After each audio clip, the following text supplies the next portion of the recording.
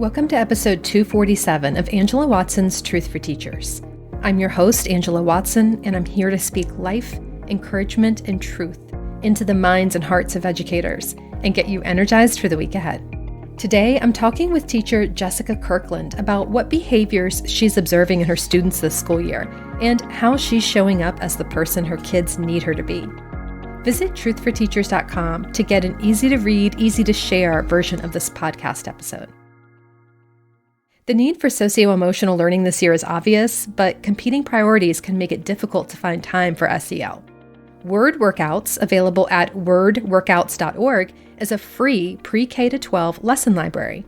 Each lesson combines a physical movement video like a neck stretch with a set of reflection prompts that are all related to a single emotion and can be done in as little as 10 minutes. You can try using Word Workouts for brain breaks or during advisory periods at the secondary level. To start using this 100% free resource with your students, visit wordworkouts.org, wordworkouts.org. This podcast is also sponsored by BetterHelp. If you've been wanting to feel truly heard and validated in what you're experiencing, but you've never tried professional therapy and you aren't sure if it's right for you, BetterHelp can assess your needs and match you with your own licensed professional therapist in less than 48 hours. BetterHelp is done securely online with timely and thoughtful responses to messages that you can send to your therapist anytime. Plus, you can schedule weekly video or phone sessions. It's easy and free to change therapists if needed, and it's more affordable than traditional offline therapy. Financial aid is available as well. Just go to betterhelp.com/truthforteachers to either sign up or check out the testimonials there first. You can read lots of great reviews from users. It's BetterHelp, HELP/truthforteachers. You'll get 10% off your first month at BetterHelp with our promo code truthforteachers. Okay, let's talk about today's guest. In her Twitter bio, Jessica Kirkland, and her Twitter handle is jkirk_. She describes herself in that bio as lucky to spend her days teaching and learning from high school kids. She also describes herself there as the most disruptive student in her classes.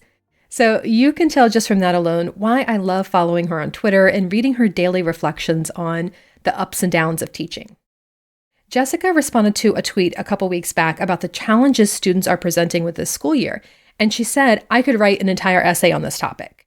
I saw that and I was like, oh yes, I want that essay. So I invited her to do just that for Truth for Teachers. Go to the link in the show notes for this episode, or just go to truthforteachers.com and read what she wrote. It is phenomenal. And listen in as we do a very deep dive into Jessica's observations in that article here. This episode is for every teacher who's wondering, why are some of my students completely disengaged and disconnected right now? Why does it feel like the adjustments for many kids this school year have been more challenging than last year? And what are we supposed to do when there's so much instability, unpredictability, and loss of faith in the institution of school?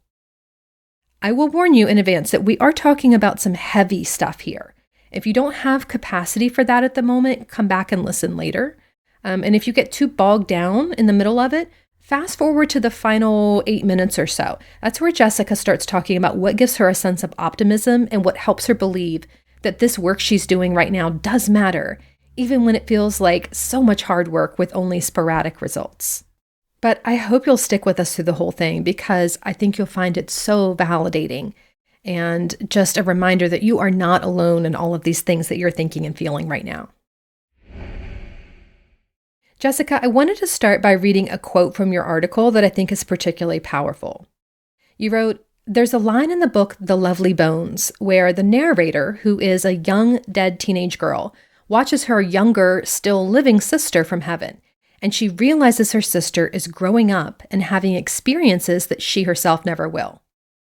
At 14, my sister sailed away from me to a place I'd never been," she says in a moment of understanding the split that their two paths took.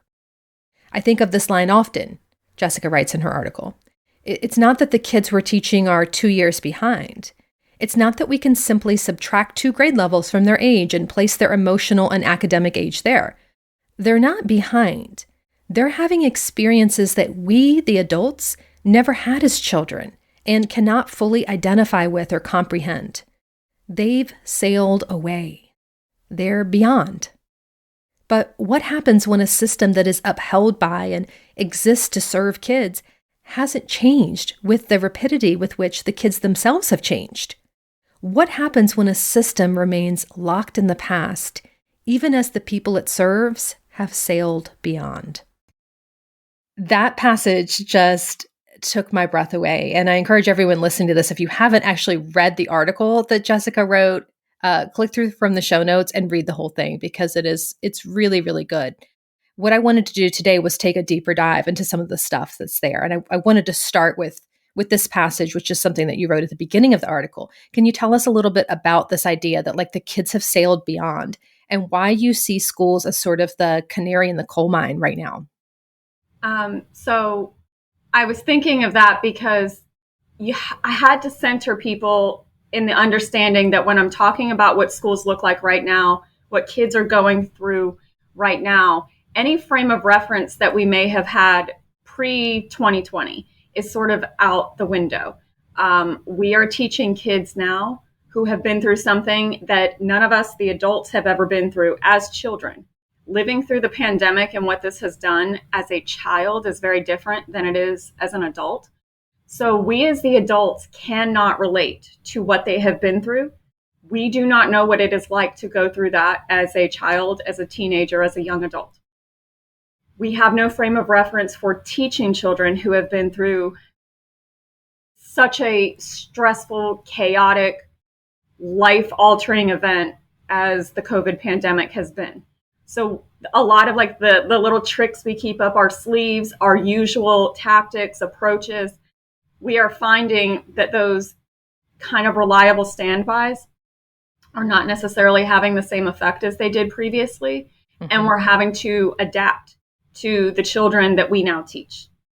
But what I'm finding is that as individuals are adapting constantly, the institution that we exist within either cannot adapt at that same pace or just won't. Mm-hmm. So we're in this constant push and pull of every individual has been changed, and we're having to constantly change to reflect that.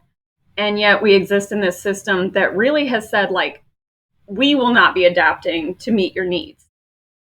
And if we're not willing to do that for children, it makes you wonder, like, in what way can we expect society to do that for any of us? I mean, are we leaving people behind because we refuse to accept that they are not the same people that they were 2 years ago?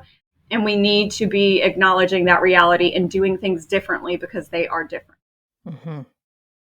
I really want this episode to validate the feelings of all the educators who are listening to this and thinking, this school year feels harder than last school year, but I don't really know why. I just can't put my finger on it. It should be better. Like we're not doing, most of us are not doing remote learning all the time now. We know how to do this whole COVID thing. We've had enough experience with it. Why is it still harder? And I feel like your article shares some really profound observations about what is making this stage of the pandemic so difficult for educators and kids. Mm-hmm. And the first thing that you mentioned is that you see a disconnection in students. So a disconnection from each other, from their teachers, and from the institution of school. So tell us about what you're seeing. So at this point, in January, I'm finding this is starting to improve a bit, but it's January. It's January 22nd as I'm talking to you. And so we are halfway through the school year. And those same bonds and connections that you would typically see form much earlier in the school year, we've been building towards those this entire first semester. So it looks different. It's like for the kids, a lot of them said, even last year when we were online, like my friendships have fallen apart. I do not talk to my friends that I talked to before school shut down. So they were really disconnected from the friends they had the last time they were in a school building. They came back in this year and they didn't necessarily have those same relationships anymore, but they hadn't had the opportunity to build new ones in their place either. So a lot of them came in feeling unsure of like, where is my social standing? Where do I fit in? Who do I talk to when I'm going to lunch or in this class? that has certainly played a big impact on how they engage with one another in the classroom. Interestingly, I think masks have played a big role in that. And I'll preface that by saying my district mandates mask wearing. I fully support that. I believe, especially right now, that is very needed. My school district is actually going to defy our new governor's order that the mask mandate has to be lifted in schools, and they're still going to require it. I believe that is the right thing to do. But I also have noticed that, when half of your face is masked, it's harder for children to read people's expressions, to know the intent or the emotion that comes from a comment. So it's putting up a little bit of a barrier there of being able to connect like human to human. And for some of them, it's disinhibited them a little bit. They're like, I can say things that I might not typically have said in a classroom environment. And I think they feel a little bit protected and guarded by that mask. And it sounds like silly to say that. You're like, oh, it's just a piece of fabric. But I do think it has impacted the quality of interactions that we've been seeing. When schools very abruptly shut down in March of 2020, kids experienced that was just a very abrupt end for them. And then a lot of them didn't go back into a school to learn for 18 months. So those connections with their teachers, it took them a while almost for like that muscle memory to kick in. Like, oh, when I walk into the room, I say hi to my teacher and bye, and they say hi and bye to me. And that's how we start to form this relationship where we're going to spend 10 months together. It took a lot longer for kids to warm up to me this year. And that like hurt my ego because I have like such good relationships with my kids always. Even online, I was able to do that. And so this year I was like, why is it taking so long for me and these kids to feel like we belong to each other in this classroom? It just took so much longer than I expected. And, being in school, period, I said the object permanence of school, that sense that it is always there, that is currently gone.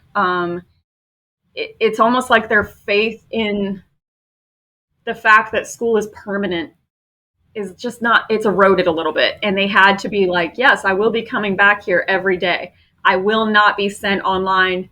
We will not have another emergency where we go remote. But some schools have. Mine hasn't, but some schools have had to go temporarily remote again. And that constant unpredictability and instability, it's hard for kids to form those solid attachments that we really want them to have. It's very difficult for them. And I don't think we're necessarily understanding that if kids are finding it harder to engage with school culture, events, people in the school, that's a big reason why. They very rightfully so do not know the next time it might just go poof for a little while, for a long time. They're hesitant to form those same connections, I would say, some of them. Now, you teach at the high school level, right? Yes. Do you think your students have a sense that the system has failed them or failed their teachers? Is that clear to them? I believe that it is. And I'm a big believer in talking with my kids about, choices that are made higher above us. Mm-hmm. Things like, can we have the buildings open last year? Or when we return, what does that look like? Even things such as like, that we had a full school day last year on Google Meet. I mean, kids were sitting in Google Meets for 6 hours a day, and we still had to have the same grading policies. That felt to them very, I guess in their words, like disrespectful. They felt like you are not seeing what we and our teachers are going through every single day.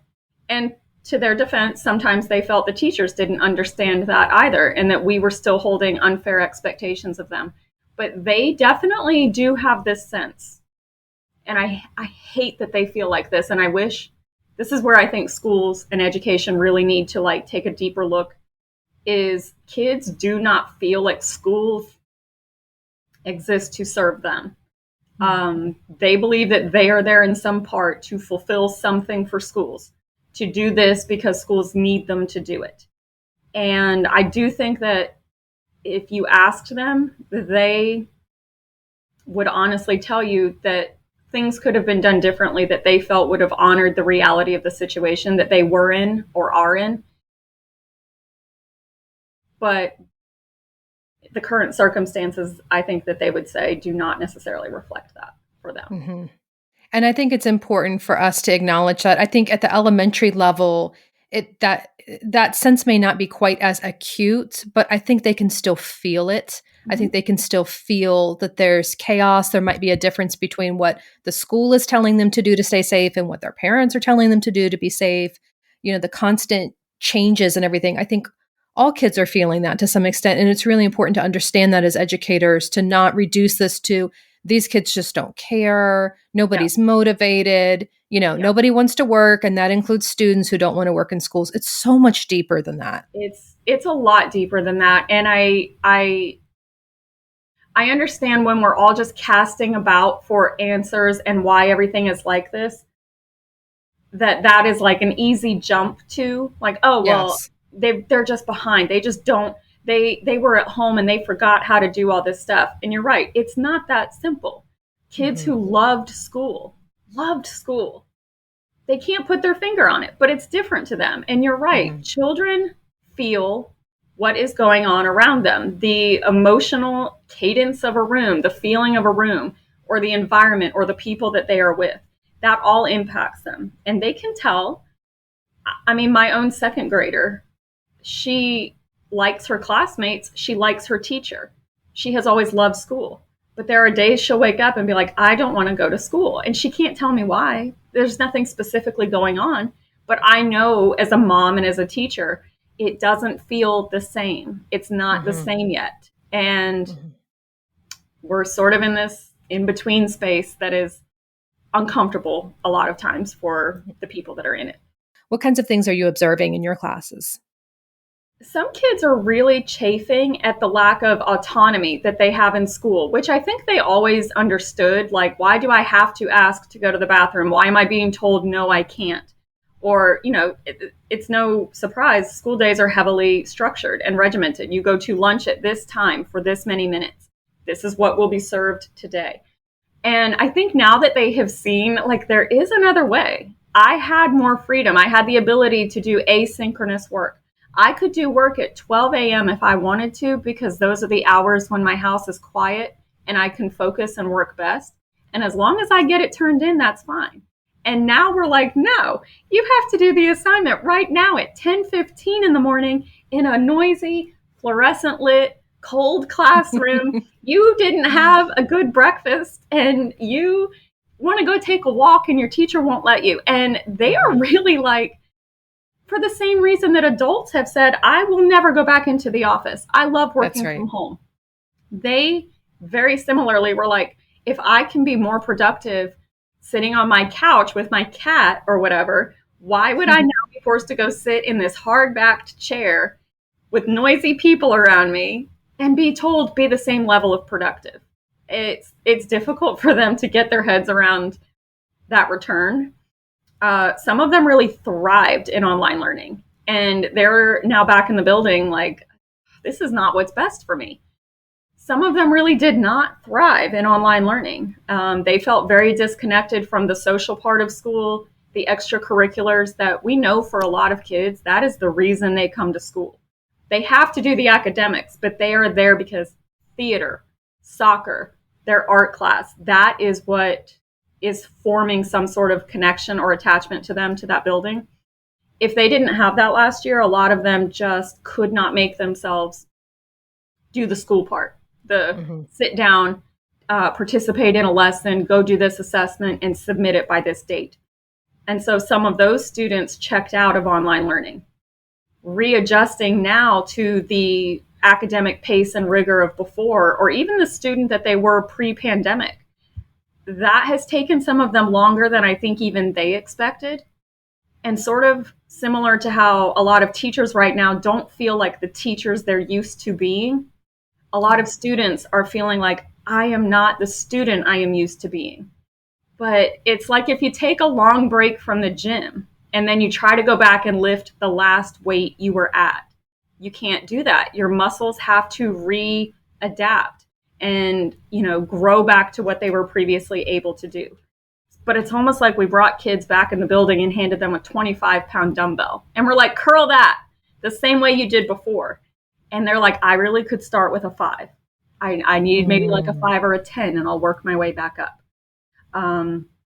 So the readjustment looks different for each of them. And some kids are like, yay, like I'm back where I belong. And they're like a happy little fish in their aquarium because they feel like they are thriving in that environment.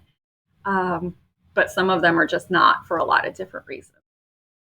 They're not. And also, you were making the point before we started recording this that even if an individual child has adjusted well and appears to be, not really impacted that much, they're still in a classroom with kids who are not. And that impacts them, and it makes me think about all the craziness that we hear right now on airplanes, right? There's one person on there who refuses to wear a mask or assaults the flight attendant or something like that. That impacts everyone else on the plane. So even if everyone else on the plane is doing, pretty well, can cope with all the changes and the restrictions, if there's one person in there who can't, it changes the whole, the vibes are off, as your students as the children will say. And I am so in tune with what they're feeling and what they're going through.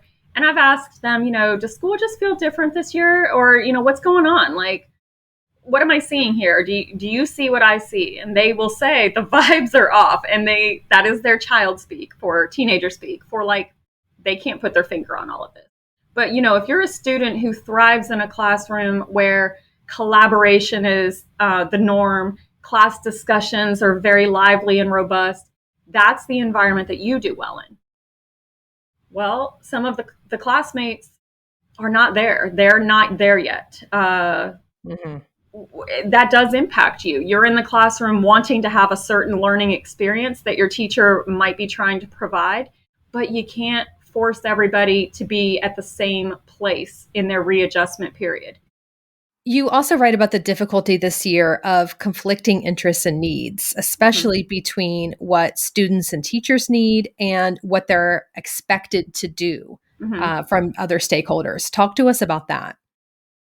Well, I think had you asked educators, what is the biggest, well, actually I was asked, and I said this last year, what was the biggest priority coming back in was we have to welcome these students back, understanding that they will need time. We will need to have a very humane approach to easing them back into the reality of school and kind of what that looks like after an extended break doing virtual learning and emergency learning at the end of the 1920 school year.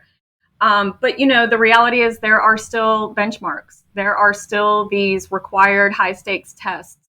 In my state, Virginia, my own children in elementary school had an additional benchmark test added at the beginning of the year, which was called the Virginia Growth Assessment, which was, in plain terms, sort of designed to see what did they retain from last year.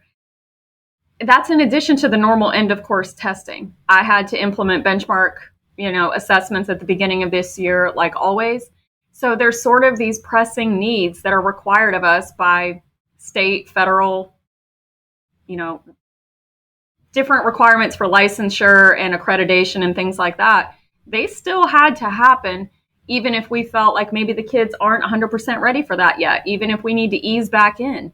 The pace, the schedule, the setup of school really continued as it always has. And I would have loved to see there be a little bit more time and space for kids to come in, really connect with one another, get some good, readjustment time. And the reality is we kind of had to hit the ground running and get everybody back on schedule. And that's been difficult, but schools and even individual school districts don't even have the ability to make a lot of those decisions. Those are things handed down from, Department of Education at your state and your federal level. And they did not go away. They didn't go away. And in fact, they even got a little bit, there's a little more pressure now because we have to combat this perception of quote unquote learning loss from last year that, we are able to get the kids, I'm putting the air quotation marks, caught up.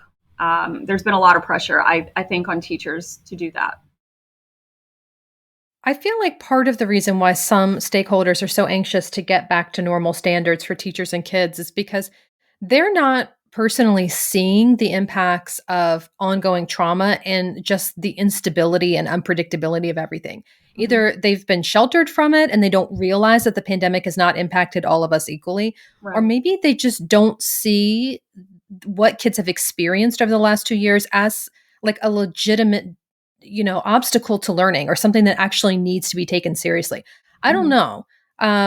But I thought a lot about that, about this relentless drive to just keep moving forward and getting back to what we had as Mhm. fast as possible. And it's a profit driven motive and a competition driven motive in there somewhere. But Yeah. I don't know. I'd like to hear your thoughts on that. Well, I think you're 100% right in that a lot of people are not understanding what we're seeing in classrooms because they're not in those classrooms. I don't blame them for that. I think there's multiple explanations. One of them is, like you said, some people just believe like kids did not go through anything that bad. They think, if a kid had to stay in their room and they played on their phone and played video games while doing school, that wasn't hardship. That wasn't trauma. So they kind of like downplay and minimize what kids went through, which I think is very unfair to them and invalidates what they have gone through as well. They've experienced the pandemic at a different level and degree that adults have, but that doesn't mean that it wasn't difficult for them in their own unique ways. I'm going to quote somebody else who is better at this than I am. One of my favorite people on Twitter, Alex Chevron Vanette. She is a trauma informed educator, and I've learned so much from her about what it means to be teaching children who have gone through trauma. And I'm going to quote her book, which is Equity Centered Trauma Informed Education, because I think this really explains a lot of the misinterpretations around what kids might be going through. And she says trauma can be both an individual and a collective response to life-threatening events, harmful conditions, or a prolonged, dangerous, or stressful environment. And she says in her book that, not all people who go through a stressful environment or scenario will develop trauma responses. Some will. It can look a lot of different ways. So for some students, it might look like they are perfectionists. They're overachieving in the classroom.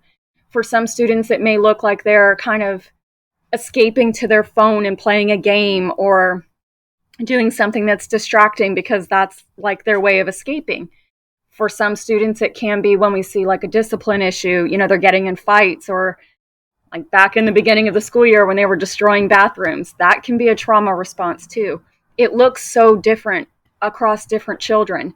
And I think if people have this idea that trauma looks one way and they don't understand that it can look a lot of different ways, they don't understand that kids can still be experiencing trauma even if it doesn't look like it to you. Kids are resilient, which they are. But again, it's been 2 years. And at some point, it gets hard to be resilient as your constant state of being. We're asking a lot of kids right now, and I don't know that a lot of people are having empathy for how difficult it is for them to just go back to normal. Mm-hmm.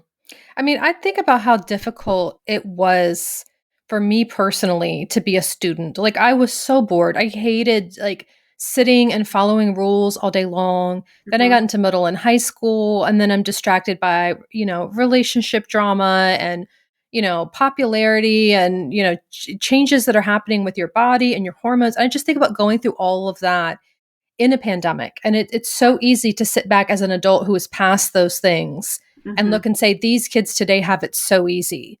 Right. Their life is so much easier and they can just sit around and play video games. Well, that might be a numbing behavior, as you said. And That's a numbing. way of like, Exactly. tuning things out. Like, I can't deal with life anymore. I'm going to lose myself in this video game for hours and Exactly. hours. Exactly. It's tough. And you make a really good point too about asking people to be resilient for a very long period of time, because I feel like teachers are acutely aware of how that's impacting educators, because Mm-hmm. educators have been asked to be so resilient for so Mm-hmm. long. And it used to be called flexibility, right? Like, you have to be Yeah. flexible, got to be flexible and roll with the punches and all that kind of stuff. And now we've moved into just straight up, you've got to be resilient, which means we're just going to keep pounding you with more and more changes and demands, and you have to take it. And I think not only is there a limit to what teachers can take, but also there's a limit to what students can take. And they Yeah. don't have that autonomy and they also may not have the vocabulary or Mm-hmm. the socio-emotional awareness to be able to articulate how they're feeling. And so we just sort of see them a lot of times, I think, just disengaging, just what Yeah. looks like lack of interest and motivation. Is that Right. true in your experience? Yeah, and it's true from what I'm seeing, if I'm on TikTok, there's teachers saying like, students, please tell me, like, why will you not do this assignment? Like, or they're getting frustrated because they feel like they've already broken it down to like its simplest components and the kids are just still not doing it. And I think, and I'm not saying those educators aren't empathetic or understanding, but I think we're all just sort of at this place of like, what else can we do? And every individual, I think, is working at the absolute limit of their capacity at this moment. The kids are, the teachers are, the administrators are, the caregivers and parents are. Everybody has been throwing everything they have at this for 2 years. And we all want so badly to be successful and to be able to do this and to have some semblance of like normalcy. And we're all just not able to get there on the same pace and track and time. We forget as adults, but like kids are they don't have much control over their situation. They can be dealing with so many things at home that we aren't aware of. They're worrying for their parents. They're worrying for the well-being and the safety and the health of their loved ones. Parents have gone through unemployment or underemployment, and they're worried about that. And when kids come into the building with those fears and those worries about their loved ones, that affects them. If the family is not whole and well, the child can't be either. And we can't expect academic success and to care about this assignment if they have all of those heavy worries on their mind about the people that matter to them. We just can't. Yeah, that lack of capacity or diminished capacity, I feel like is becoming more and more of an issue as the pandemic, goes on. And we were saying, at the very beginning about how, this entire episode will probably feel dated in a couple of months because Yeah. things are changing so quickly. And it's very hard to process this while you're still in it and while Yeah. it's still changing. And Mm-hmm. that makes it really tricky, but that's also, I think, what leads to the diminished capacity because you're unable to look ahead and say, okay, I know what next quarter is going to look like, or I know what next school year is going to look like. And I Mm-hmm. think for kids, it's even like, especially at the secondary level, looking down the road to what's my life path? What's my Yeah. career path? Like I had a very definite idea when I was in high school, I'm going to become a teacher. How would I feel about that? If I was seeing what my teachers had lived through, would I still want to do that? With the way that college expenses are these days, would I even see that as an option for me to be able to get that degree? Yeah. Would I feel like maybe with climate change that there would even be, a semblance of normal long enough to make it worth me going to college and getting a degree? And Mm-hmm. I feel like that doesn't factor in for all kids, but I do think it's a significant amount of them and a growing amount of them who are worried about like, what is this all leading toward? What are we even working for? Yeah, like there's no end in sight. And Yeah. I missed that about like spring of last year, or even this time Mm-hmm. last year when people were starting to get vaccines. We really thought like we're on our way out of this. And summer looked so hopeful, like the numbers had just plummeted. People were sort of getting back to a normal pace of life. And we really thought, coming in August, we're going to be back to normal. It'll be a little bit different, but like it won't be that different. And then Delta came along, Omicron. And I think for a lot of kids, we forget too that 2 years in the span of adulthood is 2 years. 2 years when you are 10 years old is a fifth of your life. 2 years when you are 16 years old, that is an eighth of your life. It is a more significant proportion of their entire remembered experiences have been going through this. And I think when you are that young and you have seen your world change so profoundly for such a long time, you do have that sense of like, well, what am I doing all this for? Like, when will it be better? That sort of enthusiasm and like optimism about the future, I feel it a little bit is not there. for some of them. And that devastates me as a teacher. You look at these kids and you're like, you're so young, you're so beautiful, like you're so vibrant and healthy. Look at you, like, and as an adult, like what the next 20 years or so of their life should look like. And you hope they get to have that too. Mm-hmm. But, going to college in a pandemic is not going to be the same.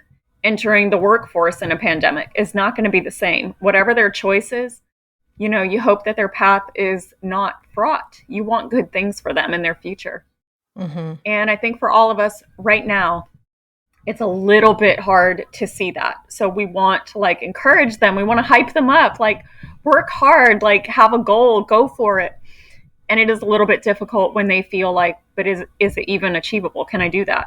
And what does it look like when I'm going to college this fall? And you're like, I don't really know. I don't know if I can tell you what that'll look like. I wish I could. I used to be able to. It's difficult. Mm-hmm. It is. And I think it's important to just acknowledge that sometimes, it's hard to, to keep on a happy face for kids all the time, and to keep being positive and upbeat about all of this, stuff that's going on. But you do end your article by acknowledging that while it's difficult to be optimistic about the future for our kids in school sometimes, without reverting to toxic positivity or, feeding them lies, being ungrounded in reality, the truth is we really don't know what's going to happen. But you do see glimpses of hope and optimism and little windows into what our kids in schools can be like when it is time to rebuild. I mean, kids are kids. They're always going to be the best people in our society. I really believe that, especially teenagers who I have a very deep bias toward. I think they're phenomenal. I love everything about them and their phase of life, how they see things, how they process things. They make me better because I get to spend my entire day with them. And I do think that helps keep us from like slipping into this sort of, oh, what's it all for? Because you look at them and you're like, it's for them. It's for them. And, we're all working through the challenge of our careers. This is the challenge of our parenthood. This is the challenge of our childhood. Wherever we are in this pandemic, it's challenging. It is. But those kids come to school and like they still in some ways just behave like silly kids and they make you laugh. And one of them, yesterday came by my classroom and stuck a Kirkland label from something from Costco. Just stuck it on like the window of my door. And he was like, it's your brand. And I was like, it is my brand. And we are seeing, it took longer. It took longer to get there. This progress was hard won this year, getting these kids to be like trusting us and like, school is here. It is here. I promise you it's going to be here. But we're seeing it now. And it can be difficult when you see how hard of a time that some of them are having. And when you know that there's not really, like you said, there's no easy answers to give them. And you can't just be fake and be like, everything's fine, because they don't respect that. They respect honesty. They respect when people are real with them. But reality is also very dark and hard right now. So you can't be that real with them either. So it's a fine balance of making sure that they feel heard and understood, and that you do acknowledge what they've been going through and what they are going through, but also letting them know, like, it's not all that bad. We're here together today. We're all here together today, and we can have fun in this classroom, and we can learn, and we can make the time that we're going to spend together worthwhile, because it might be the only time that we get together. I might never teach you again. You might never have a class with that kid again. So we can still make it matter while we're in here. But it is for sure a challenge. It is. Mm-hmm. And you also mentioned, I really like that phrase about when it's time to rebuild, meaning it's time to build, something better for kids and teachers and schools. But I think I also get the sense from reading your article that you feel like this is not that time. We're not there yet. I don't think we can be. I think we are very much in a state of survive.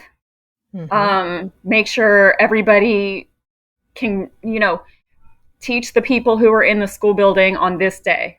And when the other kids return, teach them, meet them where they're at. And so I think school is a place right now where we are trying very hard, all of us. And we're seeing progress. We're seeing that kids are growing and kids are making progress like they always do because they are resilient. And I don't like when that's used against them, like, well, they can do anything because they're resilient. I don't like when it gets used against them like that, but they are resilient. And so they are doing very hard things right now in spite of it all. I hope that in the future, when we get to a place where there is more stability, there is more predictability, we're past the phase of being like in COVID and we're actually post COVID, that we can really look at the lessons that we should learn from this time and say, okay, how can schools and education and this entire system actually change to be better for children? I don't think anybody in the moment is able to do that, but the opportunity is there in the future. And I hope that we take it. I hope that leaders take it and actually see how can this be better for these kids. What's one thing that you wish every educator listening to this knew about what's making this such a challenging time for themselves and their students and how to move forward from here? I think the big thing is we have to acknowledge it is hard. It feels hard because it is. You're not imagining it. You're not weak. You're not a bad teacher. You're not complaining. You are doing a hard thing. The parents and the caregivers are doing a hard thing. The kids are doing a hard thing. The administrators are doing a hard thing. We are all trying so hard to be successful, and the current conditions don't really allow us to be as successful as we want to be. And it's easy, I think, in those moments to feel frustrated and be like, well, if only that group would do this, or if only they wouldn't do that, then things would be better or easier. And what I want people, like, I remind myself this all the time. Everybody is doing the absolute best they can right now, and it is still this hard. It is just that monumental of a challenge. It's not that those other groups or stakeholders are trying to make your life harder. It is that they are trying, and it's just still that hard. It's the challenge of our careers. It's the challenge of our parenting. It's the challenge of our childhood. Wherever we are in this, it is the biggest challenge that we have probably had to endure for the longest amount of time.